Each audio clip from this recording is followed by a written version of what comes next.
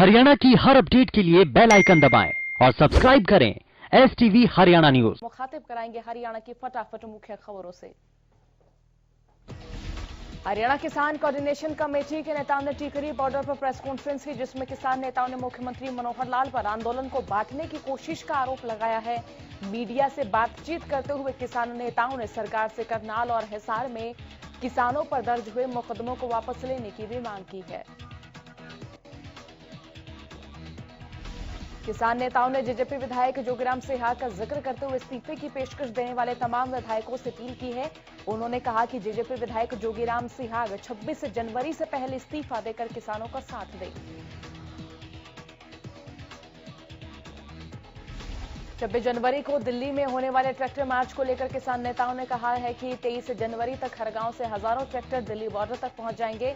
किसानों ने अहिंसक आंदोलन का आह्वान करते हुए सरकार पर आंदोलन को जानबूझकर हिंसक बनाने का आरोप लगाया है। प्रेस कॉन्फ्रेंस में भारतीय किसान संघर्ष समिति के अध्यक्ष विकास सीसर, हरियाणा किसान मंच के प्रहलाद, भारतीय किसान यूनियन नैन गुट के घासीराम नैन और सोशल मीडिया संभाल रहे अनूप चनौत शामिल रहे।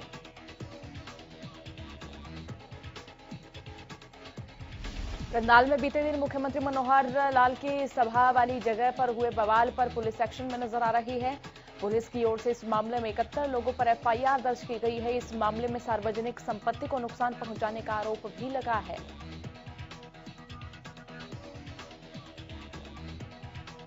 कैमला गांव की घटना पर किसान नेता गुरनाम सिंह चडूनी ने कहा कि बीजेपी हमारे आंदोलन के खिलाफ रैलियां कर रही है, इसीलिए जहां जहां सरकार रैलियां करेगी हम वहां उसका विरोध करेंगे।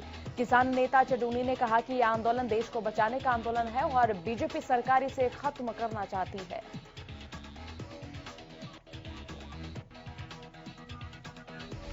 आगे की रणनीति के बारे में बोलते हुए गुरनाम सिंह चडूनी ने कहा कि सीएम मनोहर अगर कोई रैली रखेंगे तो हम उसका विरोध करेंगे। वहीं उन्होंने कहा कि 26 जनवरी को किसान दिल्ली में ट्रैक्टर परेड करेंगे।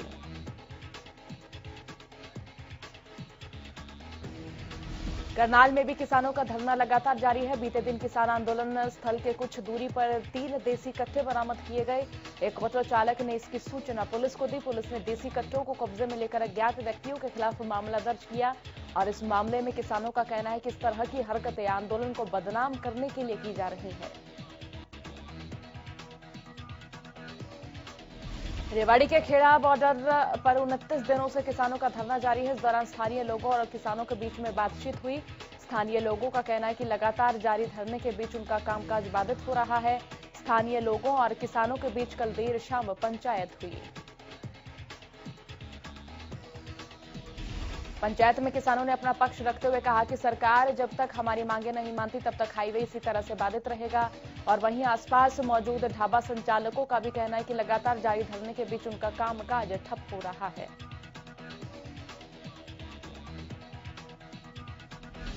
नेता प्रतिपक्ष और पूर्व मुख्यमंत्री भूपेंद्र सिंह हुड्डा ने कैमला गांव में हुई घटना के बारे में कहा कि सरकार को ऐसे टकराव से बचना चाहिए। हरियाणा न्यूज से खास बातचीत में हुड्डा ने कहा कि सरकार को किसानों की मांगों के मद्देनजर कृषि कानून वापस लेने चाहिए।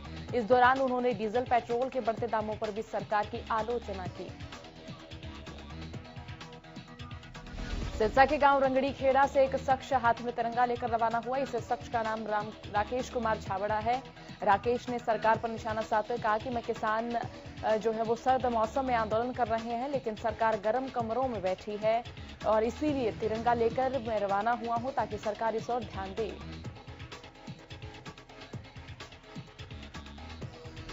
पलवल के अटोहा चौक पर चल रहा किसानों का धरना लगातार जारी है और 21वें दिन 24 घंटे की क्रमिक भूख हड़ताल पर 11 किसान यहां बैठे।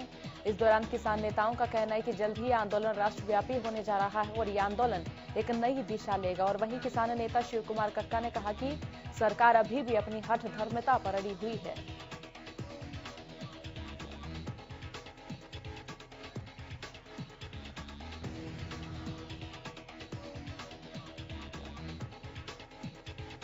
तो वहीं किसान नेता ने कहा कि हमने भी बैठक में अपनी मंशा साफ कर दी और उन्होंने कहा कि इस कड़कड़ाती ठंड में किसानों को काफी परेशानियों का सामना करना पड़ रहा है। 70 से ज्यादा किसानों की मौत हो चुकी है, लेकिन बावजूद इसके वार्ताओं के नाम पर किसानों को तारीख ब तारीख दी जा रही है। करनाल में सीएम के कार्यक्रम में शामिल होने जाने के दौरान कैबिनेट मंत्री कंवरपाल गुर्जर ने किसान आंदोलन पर बातचीत करते हुए सबको अपनी बात कहने का अधिकार है ये कहा, और कहा कि हम कह रहे हैं कि ये कानून किसानों के हित में है। अगर उनको लगता है कि कुछ गलत है तो आप अपनी बात कहें। उन्होंने कहा जिस तरह जगह जगह विरोध करने का जो माहौल बना रखा है वो अच्छी बात नहीं है। प्रजातंत्र में चुने गए प्रतिनिधियों को कानून बनाने का अधिकार मिला है।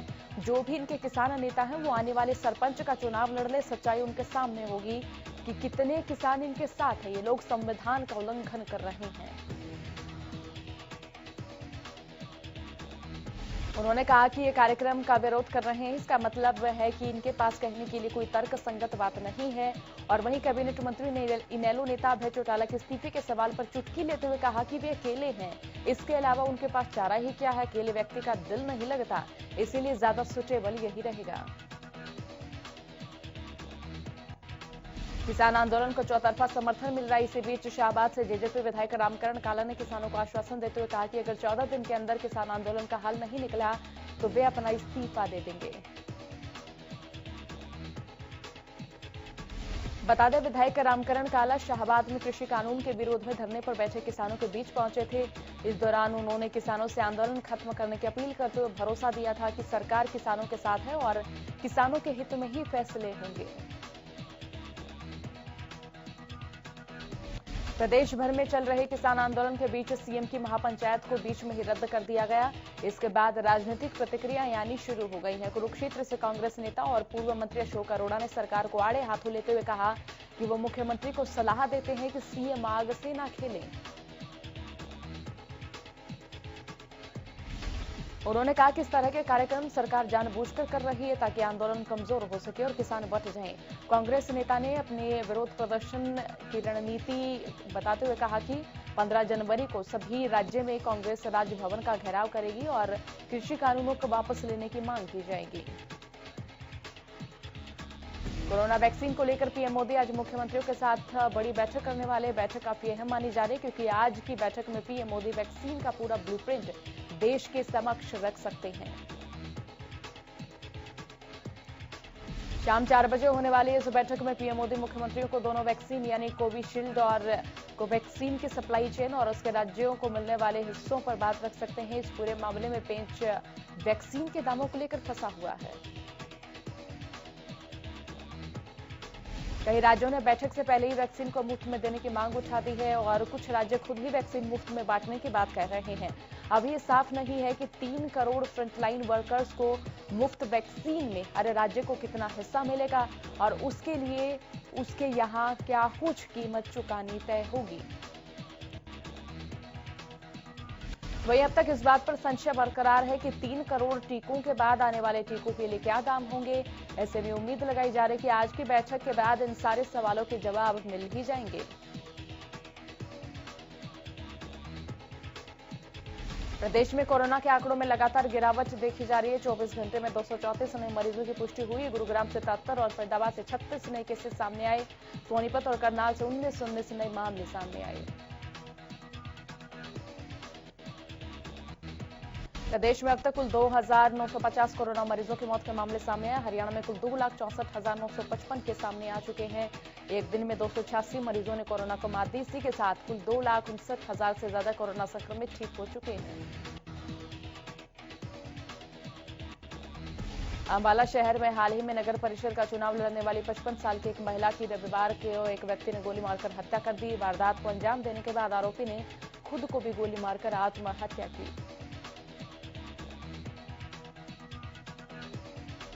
मामले में पुलिस ने बताया कि करनाल के रहने वाले ईशम सिंह ने अंबाला छावनी की हाउसिंग बोर्ड कॉलोनी में चुनाव लड़ने वाली अमरजीत कौर सोढ़ी की हत्या के बाद खुद को गोली मारकर आत्महत्या कर ली। सोढ़ी ने बीजेपी और कांग्रेस उम्मीदवारों के खिलाफ हरियाणा जनचेतना पार्टी के टिकट पर वार्ड नंबर 6 से पार्षदों का चुनाव लड़ा था।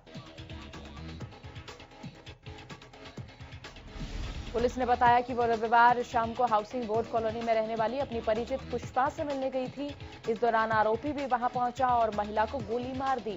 मृतक महिला के बेटे ने कहा कि उन्हें नहीं पता कि आरोपी ने उनकी मां को गोली क्यों मारी। उनकी मां की किसी से कोई दुश्मनी नहीं थी। फिलहाल पुलिस इस मसले की जांच कर रही है।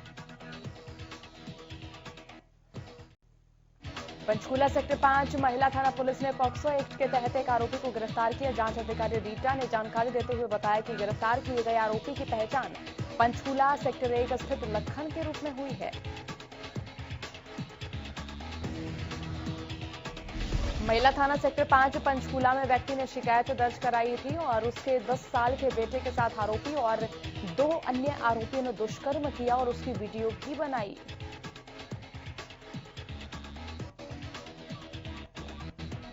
वहीं इस मामले में पुलिस ने आरोपी के खिलाफ धारा 6 पॉक्सो एक्ट के तहत मामला दर्ज कर एक आरोपी को गिरफ्तार किया। आरोपी लखन को पंचकूला कोर्ट में पेश किया गया और पुलिस ने अन्य आरोपियों की तलाश भी शुरू कर दी है।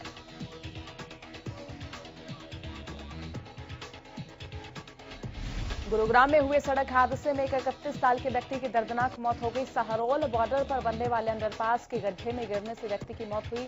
इस मामले में पुलिस ने कंस्ट्रक्शन कंपनी के खिलाफ 283 यानी सड़क मार्ग में बरती जा रही लापरवाही और अन्य धाराओं के तहत मामला दर्ज किया।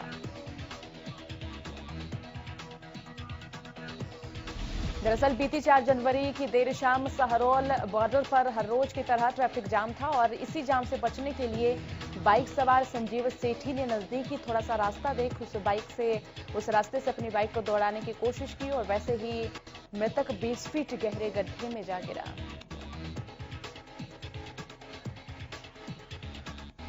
आनंद फानन में स्थानीय लोगों की सहायता से संजीव को निकालकर अस्पताल ले जाया गया, जहां इलाज के दौरान उसकी मौत हो गई और वहीं मृतक के परिजनों की ओर से पुलिस को दी गई शिकायत में कंस्ट्रक्शन कंपनी के खिलाफ गंभीर आरोप लगाते हुए मामला दर्ज कराया गया। पुलिस कंस्ट्रक्शन कंपनी के खिलाफ मामला दर्ज कर जांच की जा रही है। झज्जर की सीआईए टीम ने छापेमारी कर 14,509 शराब की बोतलें बरामद की। साथ ही इस मामले में 5 लोगों को गिरफ्तार किया, जिसमें मुख्य आरोपी झज्जर का रहने वाला है, 2 यूपी के 2 हरियाणा के बताए जा रहे हैं। टीम ने एक गाड़ी भी बरामद की है। ये लोग प्लेन बोतल पर विदेशी शराब का मार्क लगाकर उन्हें बेचने का गोरख धंधा चलाते थे। पानीपत में शादी की शॉपिंग करने आई एक महिला के बैग से महिला चोर ने 25,000 रुपए और ज्वेलरी पर हाथ साफ कर दिया और दुकान में लगे सीसीटीवी में पूरी वारदात कैद हो गई। मामले में जांच कर रही पुलिस ने मार्केट के सभी दुकानों को सतर्क रहने की हिदायत दी।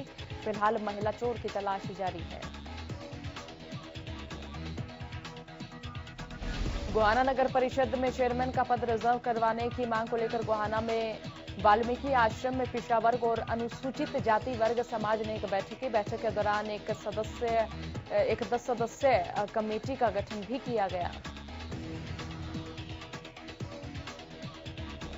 इस दौरान लोगों ने गोहाना जब से तहसील बनी है तभी से आज तक यहां चेयरमैन जनरल सीट से बनते आ रहा है, जबकि पिछड़ा समाज चाहता है कि ये सीट एससी और बीसी समाज के कोटे में दी जाए ताकि यहां से पहली बार चेयरमैन एससी और बीसी समाज का बने। किसानों को सरकारी कार्यक्रम में खाना खिलाने का खामियाजा अन्नपूर्णा रसोई संचालक अवनी गुप्ता को भुगतना पड़ रहा है। धर्मनगरी कुरुक्षेत्र में पिछले साल फरवरी में जल संसाधन मंत्रालय की ओर से कार्यक्रम का आयोजन कराया गया, जिसमें हजारों किसानों और केंद्रीय जल संसाधन मंत्री रतनलाल कटारिया ने बतौर मुख्य अतिथि कार्यक्रम में शिरकत की थी। किसानों को कार्यक्रम के बाद लंच कराया गया, जिसका सरकारी बिल लगभग 3,60,000 बना। खाने का लिखित ऑर्डर जिला प्रशासन ने अन्नपूर्णा रसोई संचालक अवनी गुप्ता को दिया। 1 साल बाद 3,60,000 के बिल से 55,000 रुपए कम मिला। सरकारी चेक अकाउंट में पैसे न होने के चलते चेक बाउंस हो गया और अब अवनी गुप्ता ने 1 साल पहले खाना खिलाने के बिल का भुगतान करने के लिए चक्कर काटने शुरू कर दिए हैं। फरीदाबाद में राजा नाहर सिंह के बलिदान दिवस पर शहीदों का अपमान किया गया।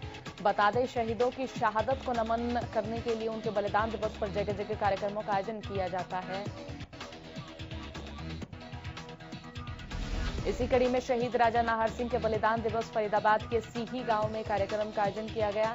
कार्यक्रम में शहीदों का सरिया मखौल उड़ाते हुए स्टेज पर अश्लील नृत्य किया गया। बता दें कि कार्यक्रम में बतौर मुख्य अतिथि केंद्रीय मंत्री कृष्णपाल गुर्जर ने शिरकत की। चरखी दादरी के गांव सावरी में तैनात पटवारी की ओर से इंतकाल दर्ज कराने के नाम पर 2,500 रुपए की रिश्वत लेने का मामला सामने आया। पटवारी का रिश्वत लेते हुए वीडियो भी वायरल हुआ है।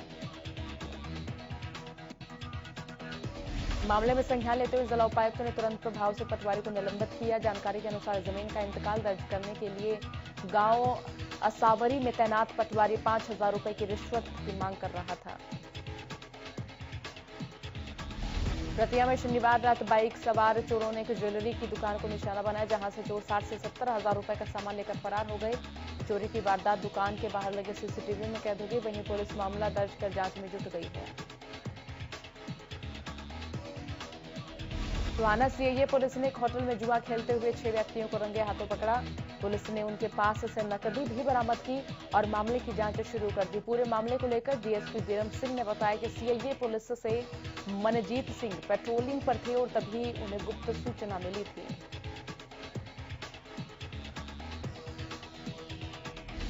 जानकारी के अनुसार हिसार रोड स्थित एक होटल में कुछ व्यक्ति जुआ खेल रहे थे। सूचना के आधार पर छापेमारी करते हुए 6 व्यक्तियों को गिरफ्तार किया गया, जिनके पास से 1 लाख से ज्यादा की नकदी भी बरामद हुई। सोनीपत सिविल लाइन थाना पुलिस ने एक बाइक चोर को गिरफ्तार किया। आरोपी की पहचान सोनीपत के फाजिलपुर के रहने वाले अमित के रूप में हुई। आरोपी के पास से 2 स्कूटी और एक बाइक पुलिस ने बरामद की। आरोपी भट्टे पर काम करता था और आय कम होने की वजह से उसने बाइकों और स्कूटियों की चोरी शुरू कर दी थी।